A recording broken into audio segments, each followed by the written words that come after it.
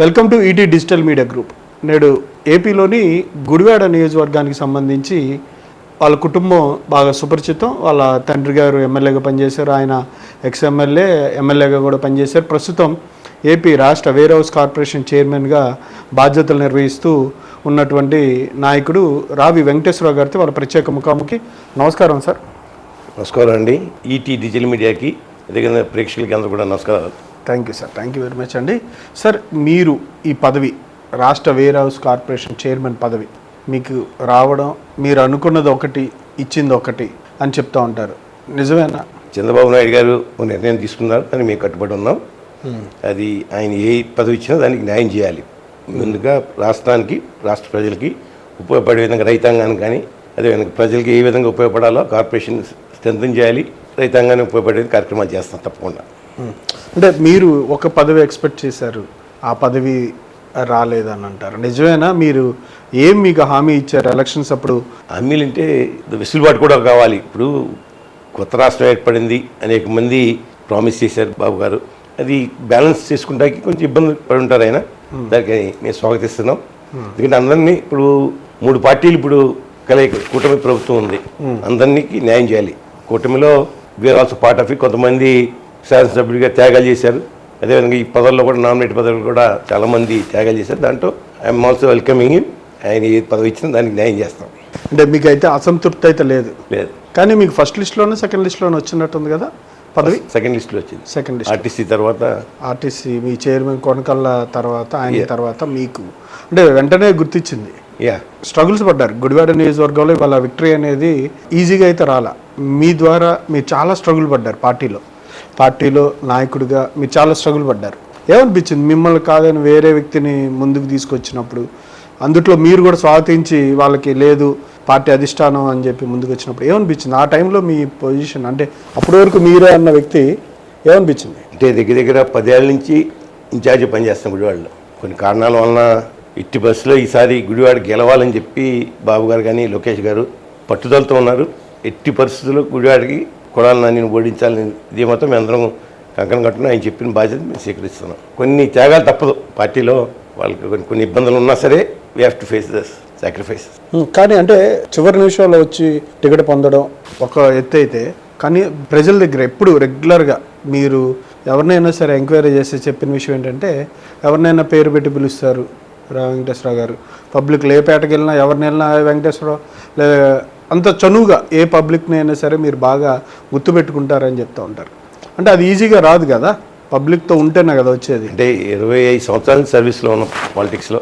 యాక్చువల్గా నేను రాజకీయాల్లోకి వచ్చేవాడిని కాదు. కొన్ని కారణాల్లో అన్నయ్య చనిపోవడం యాక్సిడెంట్గా తప్పని పరిస్థితులు రావాల్సి వచ్చింది రాజకీయాల్లోకి. అంతకుముందు పార్టీ అభిమాని తప్ప యాక్టివ్ పాలిటిక్స్లో ఉండేవాడిని కాదు. అన్నయ్య చనిపోయిన తర్వాత బాధ్యతలు చెప్పారు, కుటుంబ బాధ్యతలు, అదేవిధంగా రాజకీయ బాధ్యతలు కూడా బాధ్యతలు తీసుకుని 2 బ్యాలెన్స్ చేసుకుంటూ ముందుకెళ్ళాం. 20 సంవత్సరాలు పనిచేసాం కాబట్టి వాళ్ళతో కలిసి అనేక కష్టాలు పడ్డాం, సంతోషంగా ఉన్నాం, అన్నీ ఫేస్ చేసాం. ప్రజలతో కలిసి వాళ్ళ జగన్మోహన్ రెడ్డి పాలన 5 సంవత్సరాలు అనేక ఇబ్బందులు పెట్టారు. అందరినీ, కార్యకర్తలని, నాయకుల్ని చాలామంది ఇబ్బంది పెట్టారు, అన్నీ ఫేస్ చేసాం. వాళ్ళ ఎట్టి పరిస్థితుల్లో గుడివాడ విజయం సాధించాలని చెప్పి ఒక పక్క చంద్రబాబు నాయుడు గారు కానీ లోకేష్ గారు పట్టుదలతో నన్ను ఆగమంటం జరిగింది. దానికి కొన్ని కారణాల్లో ఆయన చేయలేకపోయారు. తప్పనిసరిగా ఎమ్మెల్సీ ఇస్తా అన్నారు. బట్ ఈవెన్ దెన్ ఏ విధంగా అయితే శాసనసభ్యులు సాక్రిఫైస్ చేసాం అట్లాగే పదవులు కూడా బ్యాలెన్స్ చేసుకోవాల్సి పార్టీ. దానికి మేము బాబు గారికి పూర్తి మద్దతు ఇస్తూ నా బాధ్యతలు నేను నెరవేరుస్తున్నాను. ఇప్పుడున్న ప్రస్తుత ఎమ్మెల్యే గారు మీకు సంబంధించి మిమ్మల్ని సాక్రిఫైస్ చేయమనో లేదంటే మిమ్మల్ని సంధి కోసం మీ దగ్గరికి వచ్చినప్పుడు నేను డబ్బు ఏమైనా ఆఫర్ చేశారా? అటువంటి ప్రస్తావన ఉండదు నా దగ్గర.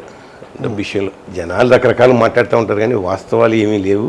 అక్కడికి చాలాసార్లు రాము కూడా ఖండించాడు మీడియా ముందు సమావేశాల్లో. జనాలు ఇప్పుడు ప్రతిపక్షాలు ఏం చేస్తాయి, ఎంతసేపు బురద జల్లాలి. కొడాలి నాని నైజం అది. ఎక్కడ అవకాశాలు వస్తాయని ఎదురు చూస్తూ ఉంటాడు గుట్టనక్కలాగా. దాన్ని ప్రజలు తప్పుదోవ పట్టిస్తానికి ప్రయత్నం చేశాడు. మీ పార్టీ ఆఫీస్నే కదా ఆయన గోడాలను పంపించి ఆఫీస్ మీద దాడి చేసింది కొడాలి నాని గారు. మా షాప్ వెనకాల పార్టీ ఆఫీస్, మేము ఎక్కడే ఉంటాం. జుమించు 2 ఒకే బిల్డింగ్ ఉంటే వెనకాల భాగంలో పార్టీ ఆఫీస్ ఉంటుంది, ముందు భాగం షాప్ ఉంటుంది. ఆ రోజు వాళ్ళు మనుషులు పంపించి ఇబ్బంది పెడతా ప్రయత్నం చేశారు, కానీ మేము ధైర్యంగానే ఫైట్ చేసాం, ఎదుర్కొన్నాం. ఎక్కడ కూడా వెనకడుగు వేయలేదు. ఎస్పీ కూడా ఫోన్ చేసాం, ఈ law and order responsibility is yours, but నా ఆస్తులు కానీ నా ఆఫీస్ కానీ ప్రొటెక్ట్ చేసిన బాధ్యత నాకు ఉంది, ప్రజాస్వామ్యంలో I have my right, you can take law in your hands అన్నాడు ఆయన. ఇప్పుడు నా మీదకి వచ్చినప్పుడు నేను have to protect myself కదా అని చెప్పి నేను అన్నాను. సరే అప్పుడు ఆయన కూడా ఎస్పీ స్పందించి మెన్ అంతగా మొబిలైజ్ చేయడం జరిగింది. అప్పుడంతా చేశారు. దాని తర్వాత ఇప్పుడు వాటి కేసులు ఇప్పుడు పెట్టించి అందరిని అరెస్ట్ చేసినట్టున్నారు. 14-15 మంది అనుకుంటా, 40 రోజులు ఉన్నారు. మెయిన్ సూత్రధారుల మట్టుకి ఇంకెళ్ళలేదు. గెడ్డం గ్యాంగ్ పేరుతో కొంతమంది అరాచకాలు సృష్టించారు 5 సంవత్సరాలు. అతను యాంటిసిపేటెడ్ బెయిల్ తీసుకుని ముందే బయటకు రావడం జరిగింది. బట్ హీ హ్యావ్ టు, చట్టం తన పని చేసుకెళ్తుంది. ఏదో సమయంలో చట్టం కరెక్ట్గా పనిచేస్తుందని నాకు నమ్మకం ఉంది. చట్టం యాక్ట్ చేస్తుందని అయితే ఉంది. అంటే అప్పుడు అసలు కేసులు కూడా పెట్టలేదు కదా లాస్ట్ గవర్నమెంట్లో. తీసుకున్నారు కేసు తీసుకున్నారు, అటు వదిలేశారు, ఎవరిని టచ్ చేయకుండా వదిలేశారు. ఆ రోజు గుడాడు ఎప్పుడు కూడా చరిత్రలో ఎప్పుడు ఆ విధంగా పెట్రోల్ వేసి తగలబెట్టడం పరిస్థితి ఇప్పుడు రాలా. ఎందుకంటే జగన్ చూసి వీళ్ళందరూ రెచ్చిపోయారు. ఒక ఉన్మాది జగన్, సైకో జగన్, దాన్ని చూసి వీళ్ళందరూ ఆయన మనకి నిలబడతాడని చెప్పి అటువంటి ఆలోచనతో వీళ్ళందరూ కూడా అంత భయంకరమైన పరిస్థితులు తీసుకొచ్చారు గుడివాడలో. ఇంత భయంకరమైన పరిస్థితి ఎందుకంటే పెట్రోల్ అది ఫ్లేర్ అప్ అయితే చాలా ప్రమాదం జరిగేది అక్కడ. దగ్గర మేము 200-300 మంది ఉన్నాం మా ఆఫీస్లో, కానీ మేము చుట్టుపక్కల 200-300 మంది ఉన్నాం. మీద పడి మీ తప్పుకున్నాం, మనం ఎక్కడే ఉన్నా నా ముందే వేశారు. అంతేగా ప్రమాదం జరిగితే దానికి బాధ్యతలు ఎవరు? ప్రభుత్వం వచ్చింది. మీరు గతంలో ఎలక్షన్ టైంలో 5,000 కోట్లు దోచుకున్నారు కొడాలనా అని చెప్పి మీరు 1-2 సార్లు ప్రజల్లోకి వెళ్ళి మీరే చెప్పారు. పర్టికులర్గా 5,000 కోట్లు లెక్కలు కూడా చెప్పుకొచ్చారు. మరి ఇప్పుడు 5,000 కోట్లు తిన్న వ్యక్తిని ఎందుకు ఇవాళ బయట తిరగనిస్తున్నారు? ఎంక్వైరీలు జరుగుతున్నాయి. వీ హ్యావ్ గివెన్ అంత ఎవిడెన్స్లు కూడా, ఏ అకౌంట్లో ఎట్లా ట్రాన్స్ఫర్ అయింది కూడా చెప్పాం. అది ఈడీ దృష్టిలో ఉంది. ED is looking in to that matter. ఖచ్చితంగా ఇవాళ కాపు రేపైనా సరే ఈడీ ఖచ్చితంగా Nani has to answer that transactions. ఎందుకంటే సివిల్ సప్లైస్ మంత్రిగా చాలా దోచుకున్నాడు కొడాలని. మేము ఆల్రెడీ కంప్లైంట్స్ ఉండి ఈడీ దాని దర్యాప్తు జరుగుతుంది. ఖచ్చితంగా చట్టం దాంట్లో సమాధానం చెప్పాలి కొడాలని అని చెప్పి నేను తెలియజేస్తాను. ఇక్కడ ఉండట్లేదు ఆయన. మొన్న సంవత్సరం తర్వాత యాంటిసిపేటెడ్ బెయిల్ కోసం సంవత్సరం వరకు గుడివాడ రాలేదు, ఓడిపోయిన తర్వాత మొన్న ఈ కేసులో యాంటిసిపేటెడ్ బెయిల్ కోసం గుడివాడ రావడం జరిగింది తొలిసారిగా. దానికి అక్కడ కూడా కోర్టు కూడా కండిషనల్ బెయిల్ ఇస్తూ ప్రతి మంగళవారం శనివారం అనుకుంటా పోలీస్ స్టేషన్ సంతకాలు పెట్టాలని చెప్పి నిబంధన విధించారు. అంటే కక్ష సాధింపు చర్యలు మీ ప్రభుత్వం చేస్తుంది అనుకోవాలా, లేదంటే తప్పు చేసిన వాళ్ళని గత ప్రభుత్వంలో ఎవరైతే అవినీతి చేసిన వాళ్ళని క్రమబద్ధీకరించే పనిలో ఉందా అనుకోవాలా? Party is very clear. తప్పు ఎవరు చేసినా దానికి మూల్యం చెల్లించాల్సిందే. ఎవరన్నా కానీ ఈ పార్టీకి సంబంధం లేదు. ఎవరు తప్పు చేస్తే వాళ్ళు దానికి జవాబు చెప్పాల్సిందే. లోకేష్ గారు కూడా పబ్లిక్ బహిరంగ సభలో కూడా చెప్పారు, అధికారులు కానీ రాజకీయ నాయకులు కానీ చట్టాన్ని చేతిలో పెట్టుకుని స్వార్థానికి ఉపయోగించుకుంటే వాళ్ళ మీద చర్యలు ఉంటాయని చెప్పడం జరిగింది. ఖచ్చితంగా ఆ విధంగా చట్టం పూర్తి స్వేచ్ఛనిచ్చాం చట్టానికి. ఈ ప్రభుత్వం పూర్తి స్వేచ్ఛనిచ్చి ఎక్కడ తప్పులు జరిగితే దాన్ని అరికట్టడానికి ప్రయత్నం చేస్తాం. అంటే ఇవాళ మీ జిల్లాలో వల్లభనేని వంశీ గారిని చూసాం. ఆయనకి నిన్న మొన్న బెయిల్ వచ్చిన తర్వాత జగన్మోహన్ రెడ్డి గారిని కలిసారు. చాలా సిచ్యువేషన్ 137 డేస్ అని చెప్పి 180 డేస్ అట్లాంటి సిచ్యువేషన్ ఉంటుందా కొడాల నాని గారికి? ఇంకా అంతకన్నా వేరే కేసుల మీద కేసులు 11 కేసుల వరకు అక్కడ పెట్టారు. ఇక్కడ కేసులు పెట్టారు కొడాల నాని మీద. ఇప్పుడు చట్టాన్ని అడ్డు పెట్టుకుని 40 కోట్లు అనుకుంటా మన ఎర్త్ఫిల్లింగ్ తీసుకున్నాడు. 40 కోట్లు రఫ్లీ. దాన్ని అతను టెండర్ ఎవరి పేరు ఉందో తెలియదు, ఎవరు ఎట్లా డబ్బులు ఎట్టాలని ఎవరు తెలియదు. బినామీ పేర్లతో అది చేసిందంతా కొడాల నాని వర్క్ అంతా. దాని డబ్బులు కూడా ఎట్ట వెళ్ళినాయి అవన్నీ కూడా మేము ఈడీకి సమర్పించాం. అవన్నీ కూడా ఎంక్వైరీ జరుగుతున్నాయి. ఖచ్చితంగా బయటకు వస్తాయని చెప్పి నేను ఆశిస్తున్నాను. నియోజకవర్గానికి సంబంధించి మీరు పదవి వచ్చిన తర్వాత ఎమ్మెల్యే గారు రోజు పబ్లిక్తో ఉంటున్నారు. మీరు ఎంతవరకు ఇప్పుడు పబ్లిక్తో టచ్లో ఉన్నారు? రెగ్యులర్గానే.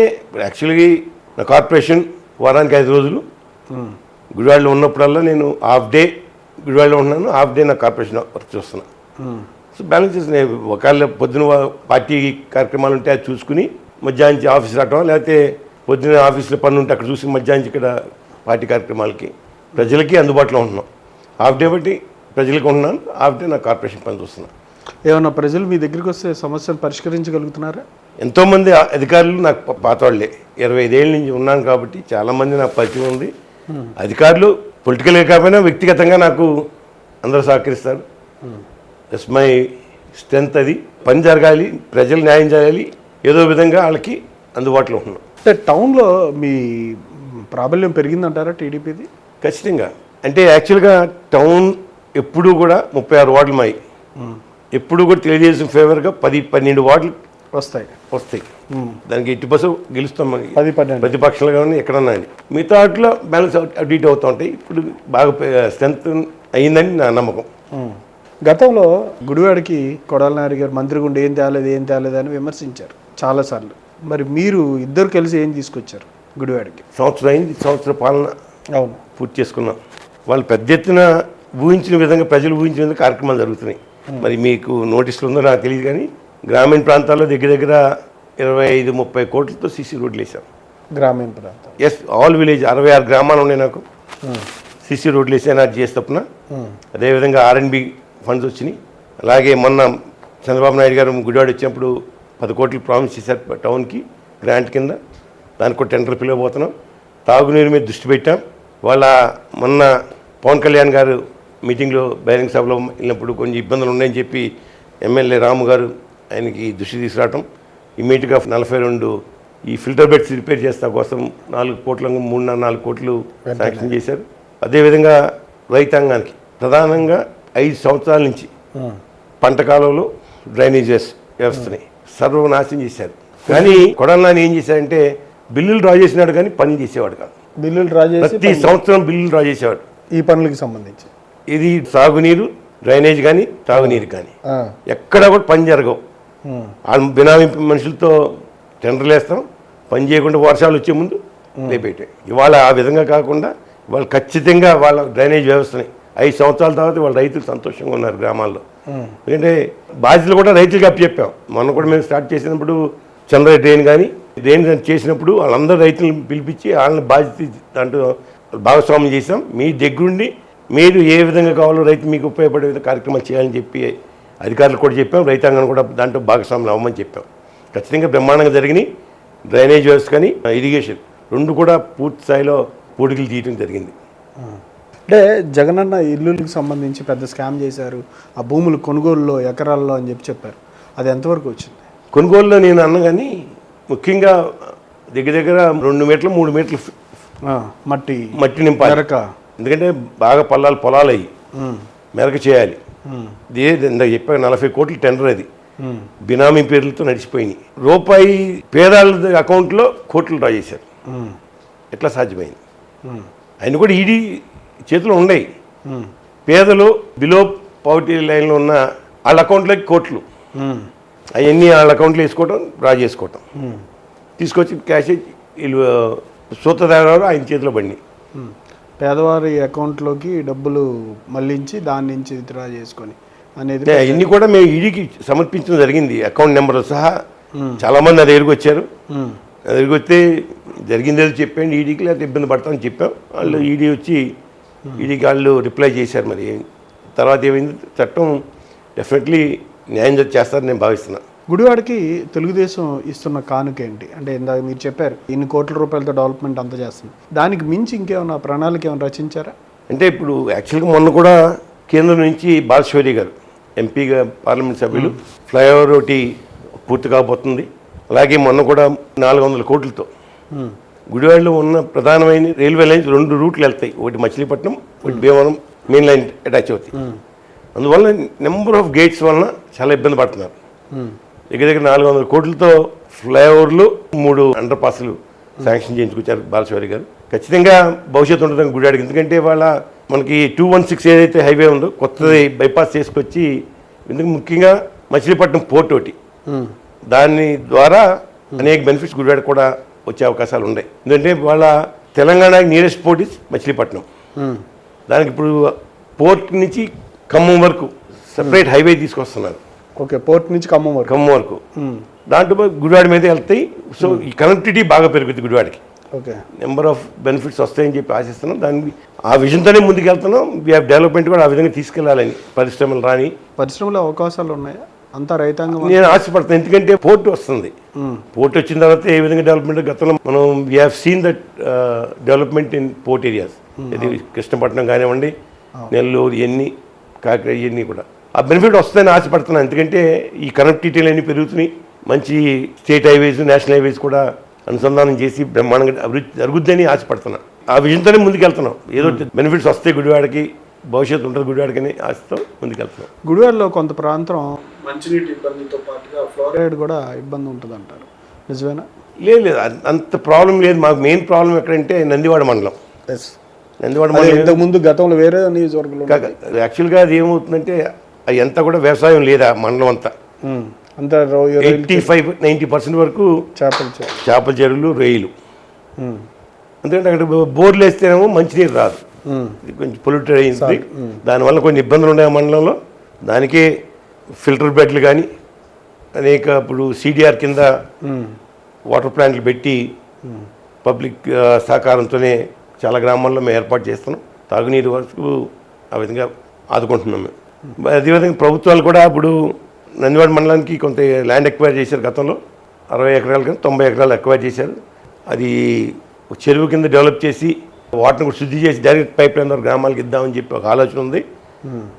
అది కేంద్ర ప్రభుత్వం సహకారంతో సెంట్రల్ వాటర్ మిషన్ ద్వారా, జల్ జీవన్ మిషన్ ద్వారా అది అనుసంధానం చేస్తాకి బాలశౌరి గారు కూడా ప్రయత్నం చేస్తున్నారు. అది వస్తే నథింగ్ లేదా, అది వస్తే బెటర్గా బాగుంటుంది. బట్ ఈవెన్ అంత మేజర్, ఎందుకంటే ప్రతి గ్రామానికి ఒక ఫిల్టర్ పాయింట్ ఏర్పాటు చేసి వాటర్ శుద్ధి చేసి ఇస్తున్నాం. అగైన్ ఫిల్టర్ బెడ్లు కూడా చాలా మటుకి మనం మొన్న పవన్ కళ్యాణ్ గారు ఇచ్చిన తర్వాత మ్యాక్సిమం కంప్లీట్ చేసాం. ఇంకెక్కడ ఉన్న ఎమ్మెల్యే కూడా చాలా సీరియస్గా ఉన్నారు. డ్రింకింగ్ వాటర్ ఫస్ట్ ప్రయారిటీ చేస్తున్నాం మేము. కానీ కొంతమంది నాయకులు అధికారులు వచ్చినప్పుడు ఒక రకంగా ఉంటారు, అధికారం రానప్పుడు ఒక రకంగా ఉంటారు. ఇప్పుడు వరకు అధికారం లేనప్పుడు చూశారు, ఇప్పుడు అధికారం వచ్చింది. మీకు అధికారం వచ్చిన తర్వాత ఆరోపణలు పార్టీ మీద, నాయకుల మీద వస్తూ ఉంటాయి. అవినీతి ఆరోపణలు అంటే ఇసుక తవ్వకాలు కావచ్చు, మట్టి తవ్వకాలు కావచ్చు, వసూళ్లు కావచ్చు, ఇవన్నీ. వీటన్నిటిలో మీరు ఎంతవరకు ఇన్వాల్వ్ అవుతారు? వీటి మీద మీ ఒపీనియన్ ఏంటి? నేను చాలా దూరంగా ఉంటాను వీటికి. ఒకవేళ పార్టీ వాళ్ళు కూడా ఇన్వాల్వ్ అయినా నేను అడ్వైజ్ చేస్తాను. I will try to stop them. వాళ్ళ పోలీస్ వ్యవస్థకి రెగ్యులర్ టచ్లో ఉన్నాం. ఇటువంటి తప్పులు చేసినా ప్రభుత్వానికి చెడ్డ పేరు రాకూడదని చెప్పి ఉద్దేశంతోనే మేము అధికారులు కూడా ఆ విధంగా డైరెక్షన్స్ RDO కానీ DSPలు కానీ అందరికీ ఇన్ఫార్మ్ చేసి అట్లీస్ట్ మా పార్టీ వాళ్ళకి కౌన్సిలింగ్ చేసి వాళ్ళని రైట్ ట్రాక్లో పెట్టా ప్రయత్నం చేస్తాం. నిజంగానా? మాకు పార్టీ మనుషులైనా తప్పు చేయకూడదని చెప్తాను నేను. పార్టీలో కోవట్లు ఉంటారంటారు, నిజమేనా? తెలుగుదేశం పార్టీలో గుడివాడ నియోజకవర్గం పర్టికులర్గా కోవట్లు ఉన్నారు ఇప్పటికి కూడా అంటున్నారు, నిజమేనా? దట్స్ ద మేజర్ ప్రాబ్లం గుడివాడలో. మీరు అన్ని సంవత్సరాలు పార్టీ కోసం ఉన్నారు, ఇప్పుడు ఉన్నారు, స్టిల్ గమనించి వాళ్ళ మీద పక్క జరపని పరిస్థితి లేదా? చూస్తున్న ప్రయత్నాలు జరుగుతున్నాయి. కొన్ని వరకు సక్సెస్ అయ్యాం. కొంచెం చిన్న చిన్న బాటిల్ నెక్స్ ఉన్నాయి, కూడా చేయాలి. I'm doing my best. ఇది అటువంటి గతంలో చాలా ఇబ్బంది పడ్డాం వాళ్ళ ద్వారా. ఎందుకంటే 3 సార్లు గెలవటం అంటే నాట్ ఈజీ థింగ్. అవును, కంటిన్యూటీగా. ఎందుకంటే ఇటువంటి వ్యవహారాలతో నష్టపోయాం చాలాసార్లు. గతంలో మేము కంటిన్యూగా 83 నుంచి 2004 వరకు మేము అధికారంలో ఉన్నాం. మా కుటుంబం దాంట్లో మేజర్గా మా ఫాదర్ కానీ, అన్నయ్య కానీ, నేను కానీ. ఆ సమయంలో ఎప్పుడు కోవట్లు ఉండేవారు కాదు. సో వీస్ట్ నో ఎవరు మన మనిషి, ఎవరు మన మనిషి కాదని. కానీ ఎప్పుడైతే కొడాలని 2004లో జూనియర్ ఎన్టీఆర్ అడ్డు పెట్టుకుని సీట్ సంపాదించాడో అప్పటి నుంచి స్టార్ట్ అయినాయి. అతను చేసే రాజకీయం అది. మా మనుషుల్ని రాజకీయ విలువలు తగ్గిపోయినాయి. నాయకుడు ఎట్టా ఉంటాడో ప్రజలు కూడా అయితే, పార్టీ కార్యకర్తలు అట్టే ఉంటారు. నాయకుడు అటువంటి వాడు. మేము అందరికీ ప్రతిసారి చెప్తాం నమ్మొద్దని, కానీ నయానో భయానో ఏదో జరుగుతూ ఉంటాయి. సార్, మీరు వేర్ హౌస్ కార్పొరేషన్ చైర్మన్ అయిన తర్వాత గత ప్రభుత్వానికి అంతకుముందు సిచ్యువేషన్ ఏంటి? వేర్ హౌస్ కార్పొరేషన్లో గిడ్డంగులకు సంబంధించి పొజిషన్ ఏంటి, ఎంత నీడ్ ఉంది, దాని మీద సమీక్ష సమావేశాలు నిర్వహించినప్పుడు ఏ నిర్ణయాలు తీసుకున్నారు, ఎట్లా నడుస్తుంది దాని గురించి? 7th month ఇప్పుడు అవును చార్ట్ తీసుకుని 5 జోన్లు ఉంటాయి. మాకు 5 జోన్స్ ఉంటాయి మన స్టేట్లో. అన్ని జోన్స్ నేను అటెండ్ అయ్యాను. టార్గెట్స్ పెట్టాం. ఎక్కడైతే మనం 5 సంవత్సరాలు ఆ కార్పొరేషన్ని జగన్మోహన్ రెడ్డి పాలనలో ఎవరు పట్టించుకోవాలి, ఏం జరుగుతున్నా ఎంత అవినీతి జరిగినా ఎవడో దాని గురించి అసలు దృష్టి లేదు.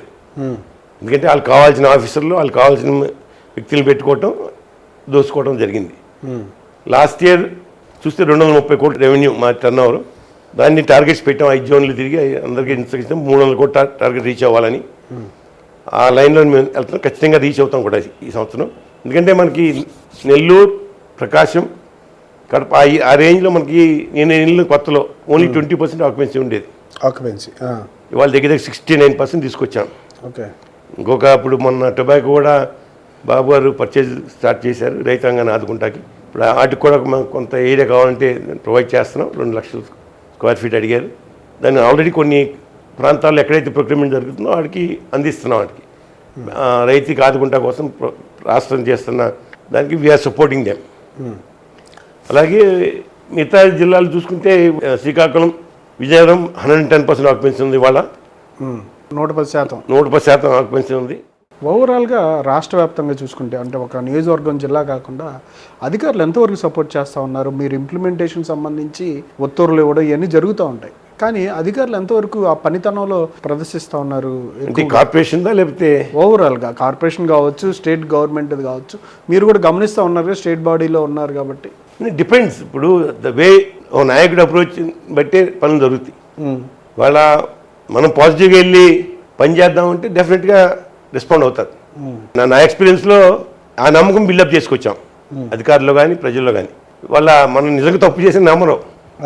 Because I been here for 25 years. ఇవాళకి ఒక ఎలిగేషన్ ఉండదు. అంటే మా నాన్న నేర్పింది అది, అదే ఫ్యామిలీలో మేము ముందుకెళ్తాం. అంటే మిగతా నాకు తెలియదు, నాకు మట్టికి దే హ్యావ్ టు రెస్పాండ్. అంతే. నా స్వార్థం కోసం ఏం చేయను, ప్రజల కోసం, ప్రభుత్వాని కోసం. మెయిన్ థింగ్ పార్టీకి ఎటువంటి మచ్చ రాకుండా కార్యక్రమాలు చేస్తాం. ఆ విలువలు అనేది కుటుంబం నుంచి కంటిన్యూటీ చేయడం కూడా కష్టం అంటారు. చాలా కష్టపడ్డారా? చాలా తప్పదు కదా. అంటే ఈ స్థాయికి రావాలంటే చాలా కష్టపడ్డానండి. డ్యామేజ్ చేయాలంటే ఒక్క రోజు చాలు. ఆ విలువలు కాపాడుకుంటాక మేము ప్రయత్నం చేస్తున్నాం. కుటుంబం పేరు ఇవాళ కూడా అదే లైన్లో పనిచేస్తున్నాం. అదే. కానీ దశాబ్దాలు మారుతున్న కొద్దీ, టైం గడిచిపోతున్న కొద్దీ ప్రజల్లో కూడా మార్పు వస్తుంది అంటారు. రావాలి. అంటే గత 5 సంవత్సరాల్లో మనం పాలన చూసాం. ఇంత సర్వనాశనం చేశారు రాష్ట్రాన్ని. విలువలు లేవు. First thing no values. Single ఒక డిక్టేటర్ లాగా నిర్ణయాలు తీసుకోవడం చాలా బాధాకరమైంది. దానివల్ల చాలా వాల్యూస్ వాళ్ళకి అసెంబ్లీకి గౌరవం లేకుండా ఏ విధంగా మాట్లాడారో మనం చూసాం. అవన్నీ కూడా మారాలి ఖచ్చితంగా. ఇప్పుడు చంద్రబాబు నాయుడు గారి పాలనలో అవన్నీ ఈ వ్యవస్థలన్నీ గాడిలో పడతాయని నేను నమ్ముతున్నాను. ప్రజలు కూడా మారాలి. Because already they have seen the pain. ఎక్కడంటే వాళ్ళ ఉచితాలకి అలవాటు పడిపోయి ఎంత నష్టపోయారో వాళ్ళకి అర్థమైంది. అది ఇంత భారీ మెజార్టీ రాదు. ఫ్రీబీస్ ఇస్తున్నా ఇంత వన్ సైడ్గా 161 సీట్లు ఇచ్చారంటే నాట్ ఈజీ థింగ్. అంటే దాని మీద డెవలప్మెంట్ కూడా కావాలి. ఆ భవిష్యత్తు కూడా ఆలోచన చేసే ఓటేశారు ప్రజలు. 164 వాళ్ళ భవిష్యత్తు దృష్టిలో పెట్టినే ఓటేశారు నేను భావిస్తున్నాను. ఖచ్చితంగా మారుతారు. ఈ 1 year పాలనలో వాళ్ళకి ఇచ్చిన హామీలు కానీ, వాళ్ళకి చేసిన మీరు ప్రామిసెస్ కానీ కంప్లీట్ చేసుకున్నాం అనుకుంటున్నారా? చాలా మట్టుకి ఆ లైన్లోనే పార్టీ పనిచేస్తుంది. ముఖ్యంగా ఏదైతే సూపర్ 6 కానీ, విద్యా వైద్య రంగం కానీ ఇవన్నీ కూడా గాడిలో పడినాయి వ్యవస్థలన్నీ. ఖచ్చితంగా ఆ విధంగా పనిచేస్తున్నాం. ఎందుకంటే సూపర్ 6లో కూడా దాంట్లో ఫ్రీ 3 సిలిండర్లు ఇస్తా ఉన్నాం. అదేవిధంగా పిల్లలకి ఎంతమంది ఉంటే అంతమందికి తల్లిల అకౌంట్లో డబ్బులు వేస్తాను, అది పూర్తి చేసుకున్నాం. రేపు ఆగస్టులో ఉచిత బస్ ప్రయాణాలు కూడా రిలీజ్ చేయబోతున్నాం. త్వరలోనే ఇంకా 1-2 ఉండయి. ఆ సూపర్ 6లో అవి కూడా పూర్తి చేస్తాం. ఎలా ఉంది తల్లికి వందనం రెస్పాన్స్ ఎలా ఉంది? చాలా బాగా ట్రోల్ చేశారు. జగన్మోహన్ రెడ్డి గారు కూడా చాలా ట్రోల్ చేశారు. నీకు 15 అని. ఇవాళ ఆ హామీని అమలు చేసిన తర్వాత చాలా ఆనందంగా ఉంది. గ్రామాల్లో తిరుగుతున్నాం మేము. వాళ్ళ ఏదైతే ఈ 1 month ప్రోగ్రామ్ పెట్టారో లాస్ట్ వీక్ అంతా కూడా నేను గ్రామాలు తిరుగుతున్నా. ప్రజలు చాలా హ్యాపీ ఫీల్ అవుతున్నారు. We can see that. వాళ్ళు కూడా ఇంకా వాళ్ళు మేమే చెప్తాం, ఇంకా ఉండే కొన్ని అవి కూడా చేస్తాం ఖచ్చితంగా. కొంచెం ఆర్థిక ఇబ్బందులు ఉన్నాయి. మన ఆర్థిక పరిస్థితి ఏ విధంగా ఉందో మనకు అప్పు చెప్పినట్టు ఏ విధంగా ఉందో చెప్పాం. అది కొంతవరకు కాన్ఫిడెన్స్ బిల్డప్ చేస్తున్నాం ప్రజల్లో. ఖచ్చితంగా దే కోఆపరేట్ అనుకుంటున్నాను నేను దాని విషయంలో మాత్రం. అంటే అమరావతి రాజధాని నిర్మాణానికి మళ్ళీ విడత భూములు సేకరించడానికి 20,000 పైన ఆల్రెడీ ఉత్తర్వులు కూడా ఇచ్చారు, ముందుకు వెళ్తున్నారు అంటున్నారు. ఇప్పుడున్న సిచ్యువేషన్లో మొదటి దశ పూర్తవడానికి 3 years అంటున్నారు. ఏమంటారు అది క్యాపిటల్కి సంబంధించిన విషయంలో మీరు ఇచ్చిన హామీలు, ఈ 3 yearsలో కన్స్ట్రక్షన్స్, ఈ 9 నగరాల నిర్మాణం, దానికి తోడుగా అదనపు భూమిని ల్యాండ్ బ్యాంక్ని సేకరించడం మీద వ్యతిరేకత ఏమైనా వస్తుందా, లేదు ఇది కరెక్టే అంటారా బాబు గారి నిర్ణయం? అంటే పార్టీ అన్నీ కూడా ఆలోచిస్తుంది, ఖచ్చితంగా నిర్ణయానికి తీసుకోవడం జరిగింది. కానీ ప్రధానంగా వాళ్ళ రాజధాని కేంద్ర సహకారంతో ఏ విధంగా ఫండ్స్ రిలీజ్ చేశారో మనం అందరం పేపర్లు చూస్తున్నాం. ఖచ్చితంగా ఎన్ని ఇంప్లిమెంట్ అవుతున్నాయి. వర్క్స్ అన్నీ కూడా ఎవరైతే పాత కాంట్రాక్ట్స్ చాలామంది 5 ఏళ్ళ క్రితం వచ్చిన కాంట్రాక్ట్స్ ఉన్నారు, మేజర్గా మెజార్టీ వాళ్ళే ఉన్నారు. వాళ్ళందరూ కూడా వేగవంతం చేసి ముందుకెళ్తున్నాం. ఖచ్చితంగా ఈ 3 ఏళ్ళలో మార్పు కనపడుద్ది. ఖచ్చితంగా ఒక రాజధాని రూపు మనకి తీసుకురావడం జరుగుద్ది. ఎందుకంటే మనకి ఫండ్స్కి కొరత లేదు. ఇవాళ ఆల్రెడీ రిలీజ్ అయిపోయినాయి, వచ్చినాయి, మన దగ్గర అకౌంట్స్లో ఉన్నాయి, మన స్టేట్లో ఉంది. So this won't stop now. ఖచ్చితంగా అమరావతి వాట్ ఎవర్ చంద్రబాబు నాయుడు గారి ఆలోచన ఉందో ఖచ్చితంగా అది ఇంప్లిమెంట్ అవుతుందని భావిస్తున్నాను. జగన్మోహన్ రెడ్డి గారు అప్పుల గురించి బాగా ప్రచారం చేశారు తెలుగుదేశం పార్టీ వాళ్ళు, అప్పులకు సంబంధించి. ఇవాళ తెలుగుదేశం పార్టీ కూడా అప్పులు చేస్తుందని చెప్తా ఉన్నారు. దీని గురించి ఏమంటారు? అప్పులు చేస్తే తప్పు కాదు, చేసిన అప్పుని దోచుకోవడం తప్పది. వాళ్ళ వైన్ షాపుల ద్వారా ఏ విధంగా చేశారో మనం అందరం చూసాం 5 ఏళ్ళ నుంచి. క్యాష్ అండ్ క్యారీ విధానం, వాళ్ళ టెక్నాలజీ ఎంత ఇంప్రూవ్ అయినా అసలు క్యాష్ అండ్ క్యారీ వ్యాపారం ఏంటో నాకు అర్థం కాల. ఎంత మిస్యూజ్ అయింది మనం అందరం చూసాం. మనం అప్పులు చేయదండగా చేసిన అప్పుని మొత్తం అంతా అలా జేబుల్లోకి వెళ్తుంది, నాయకుల జేబుల్లోకి, ముఖ్యమంత్రి జేబుల్లోకి, వాళ్ళు మా కొడాలి నాని జేబులోకి. వాళ్ళ సివిల్ సప్లైస్ నడిపెట్టుకు ఎంత దోశారు. అలా విధంగా జగన్మోహన్ రెడ్డి వాళ్ళు ఎంతమంది అందరూ జైల్లోనే ఉన్నారు కదా. వాళ్ళు ఊరినే పెట్టగా జైల్లోకి, నిన్ను నన్ను పెట్టగా జైల్లోకి. వాళ్ళు తప్పు ఏదో ఆధారం ఉండబెట్టి కదా. ఖచ్చితంగా అన్నీ చేసిన అప్పులో సగ భాగం వాళ్ళ జేబులోకి వెళ్ళి కొంత ఇతర దేశాలకు వెళ్ళిపోయినాయి. మీ దగ్గర మాత్రం అట్లా జరగట్లేదు. మా దగ్గర జరగదు కదా, మేము ఎంత ట్రాన్స్పరెంట్గా ఉంటాం కదా. సంపద సృష్టి ఇప్పుడు ఆల్రెడీ జరుగుతుందా?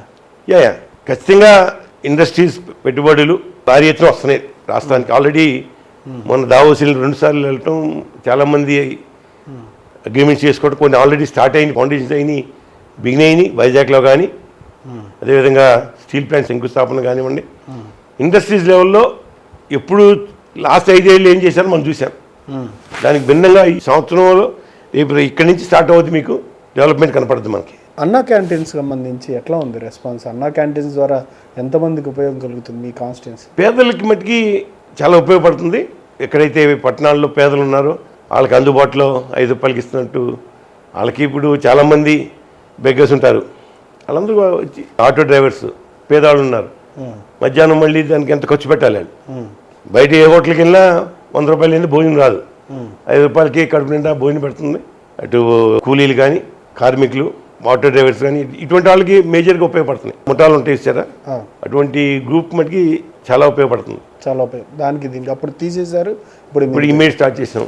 ఇంకోటి ప్రధానంగా P4 విధానం సాధ్యం అయిద్దంటారా? అంటే మీరు కూడా గ్రౌండ్ లెవెల్లో పనిచేశారు, దత్తత తీసుకోవడం ఇవన్నీ కార్యక్రమాలు ఎంతవరకు ఆ కుటుంబం వరకే ఉంటుందా, లేదంటే దాని ద్వారా మీ ఇమేజ్ పెరగడం కానీ, నిజంగా మీరు ఆశించింది పేదల్ని ధనికులు చేస్తామనే కాన్సెప్ట్ వర్కౌట్ అయిద్దా?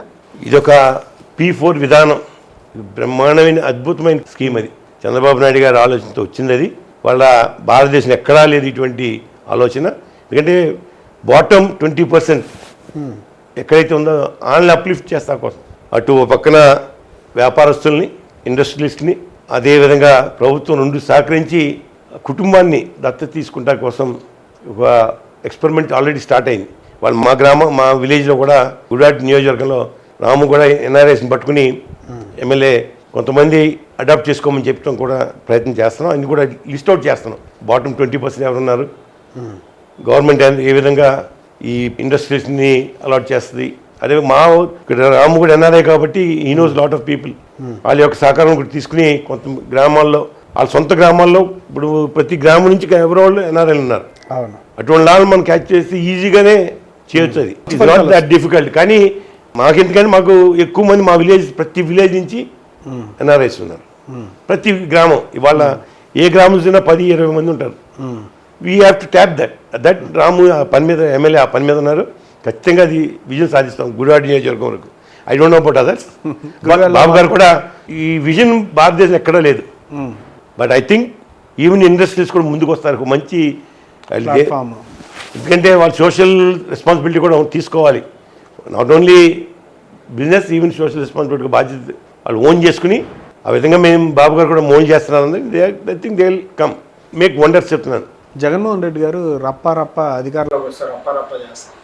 అలాగే ఆయన పర్యటనలు కావచ్చు, ఉధృతంగా మారడం, వ్యక్తులు మరణాలు కావచ్చు, ఇవన్నీ దీని మీద అంతా రాజకీయాలు నడుస్తూ ఉన్నాయి. జగన్మోహన్ రెడ్డి గారి వ్యక్తిత్వం అంటే అధికారం కోల్పోయిన తర్వాత కూడా చూసిన తర్వాత మీకేమనిపిస్తుంది? ఈ ప్రతిపక్షంగా ఆయనకి హోదా ఇవ్వలేదు కాబట్టి నేను రానండవు అంటే ఆ అంశాలన్నింటినీ చూస్తూ ఉంటే ఆయన ప్రవర్తన కావచ్చు, లేదంటే ఆయన బిహేవియరు, ఆయన పర్యటనల నేపథ్యంలో మీరే ఉంటారు జగన్మోహన్ రెడ్డి గారి వ్యాఖ్యల పట్ల?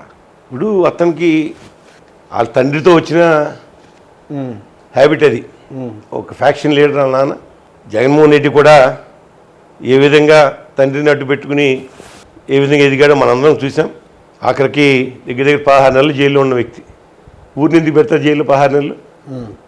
ఊరినే పెట్టరు కదా, తండ్రిని అడ్డు పెట్టుకునే కదా ఇన్ని వేల కోట్లు లక్షల కోట్లు సంపాదించింది. ఆ ధనబలంతో ఒక మాఫియాని మెయింటైన్ చేస్తాడు జగన్మోహన్ రెడ్డి. మన గతంలో అధికారం లేనప్పుడు చూసాం, అధికారం వచ్చిన తర్వాత ధ్వంసం చేశాడు ఈ మాఫియాని ఉపయోగించుకుని. ఈజ్ క్యారెక్టర్ అటువంటిది. డెఫినెట్గా మళ్ళీ ప్రతిపక్షంలో ఉన్నాడు, ఈజ్ పోషిస్తున్నాడు అటువంటి యాంటీ సోషల్ ఎలిమెంట్స్ని. అది దట్స్ నాట్ గుడ్, సొసైటీకి మంచిది కాదు. ప్రజలు ఆలోచన చేయాలి. వాళ్ళ సొంత పార్టీ వ్యక్తే అట్లా చనిపోతే దాన్ని ఏ విధంగా ఎక్కిలిగా మాట్లాడుతున్నారో ఒకసారి ఆలోచన చేయండి. ప్రజలు అంతిమంగా ప్రజలే ఒక నిర్ణయం తీసుకోవాలి. ఇటువంటి వ్యక్తికి ఏం చేయాలి? వాళ్ళ వ్యవస్థలు నమ్మడు, విలువలతో రాజకీయాలు చేయడు, ఫ్యాక్షన్ రాజకీయాలు చేస్తూ ఉంటే రాష్ట్రం ఎటుపోద్ది, ప్రజల భవిష్యత్తు ఏంటో ఆలోచన చేసుకోవాలి. ప్రజలందరూ కూడా ఆలోచన చేయాలంటారు. ఆలోచన చేయాలి. అయితే నష్టపోయేది రాష్ట్రం.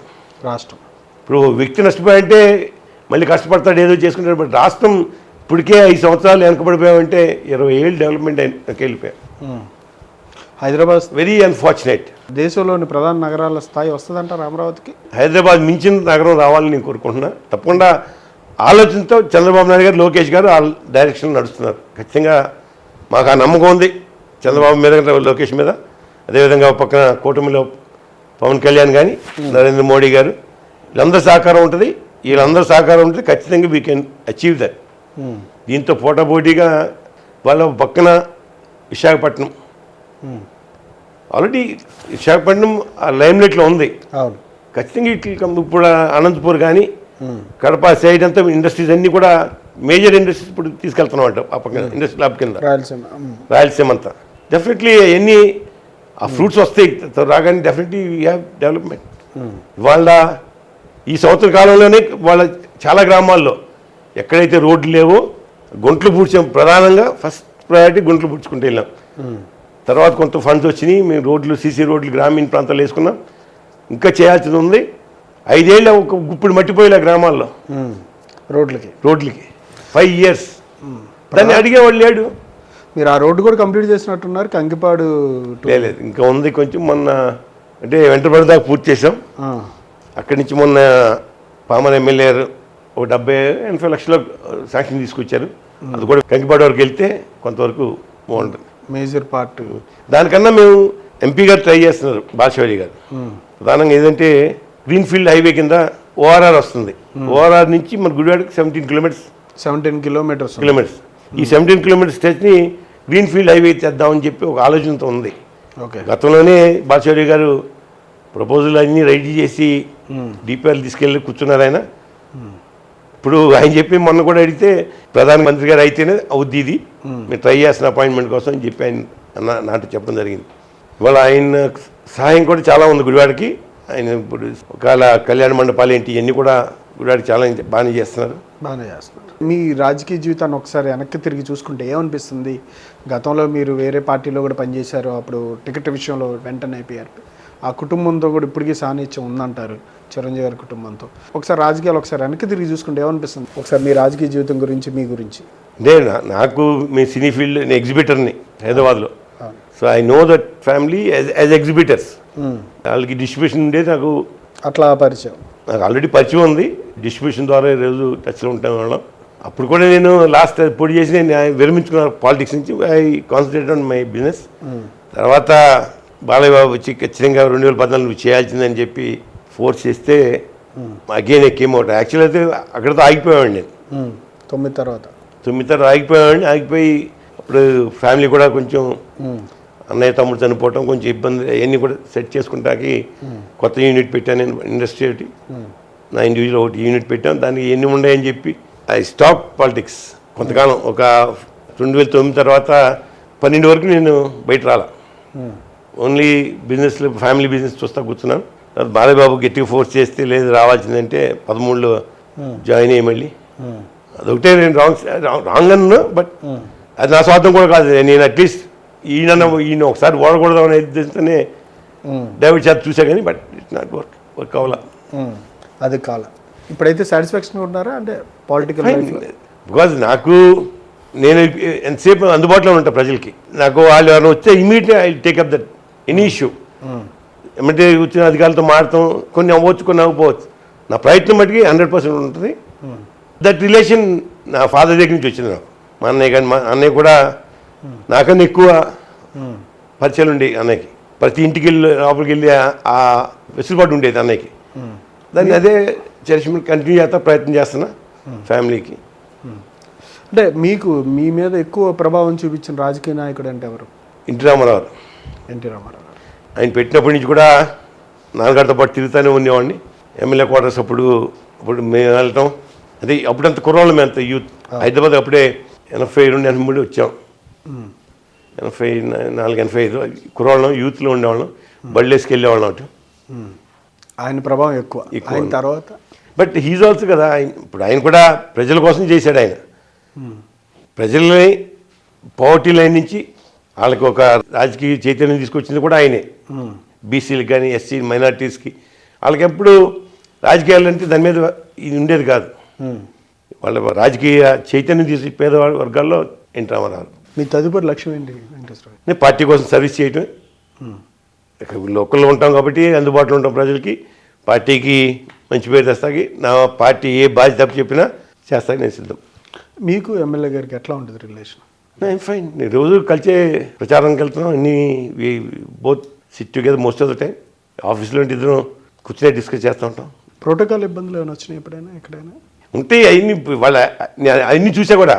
గతంలో నేను ప్రతిపక్షంలో ఉన్నాం, అధికారంలో ఉన్నాం, అధికారం లేనప్పుడు ఉన్నాం, ఇవన్నీ ఉంటాయి కదా. ఇప్పుడు కొంచెం ఏంటంటే కార్పొరేషన్ కొంచెం ప్రోటోకాల్ పాటిస్తారు కాబట్టి కొంచెం ఐ హ్యావ్ మోర్ ఫ్రీగా వెళ్ళిపోతాను అధికారుల దగ్గర కానీ పని చేస్తాకి. నా కోసం చేసేది ఉండదు అట్లాంటిది. Thank you sir. Thank you time ఇచ్చినందుకు థ్యాంక్ యూ సార్. ఇదండి AP state warehouse corporation chairman, Telugu Desam party ex MLA Rao Venkateswara గారి ఆలోచనల అభిప్రాయాలు. పార్టీ కోసం చిత్తశుద్ధిగా పనిచేయడమే తన ముందున్న లక్ష్యంగా పనిచేసుకుంటూ ప్రజలకు అందుబాటులో ఉంటూ తన కుటుంబం ద్వారా ఏదైతే రాజకీయ వారసత్వంగా రాజకీయాల్లోకి వచ్చి ప్రజలకు సేవ చేయడానికి ముందున్నానో వాళ్ళ సమస్యలు పరిష్కరించడమే తన ముందున్న లక్ష్యంగా పనిచేసుకుంటూ వెళ్తున్నానని చెప్పి ప్రభుత్వం ఖచ్చితంగా ప్రజలకు ఇచ్చిన హామీల్ని నెరవేరుస్తూ అభివృద్ధిని అట్లాగే ప్రపంచ స్థాయి రాజధానిగా అమరావతి కూడా నిలుస్తుందని చెప్పి ఆయన ఈ విధంగా చెప్పారు. Thank you sir. Thank you.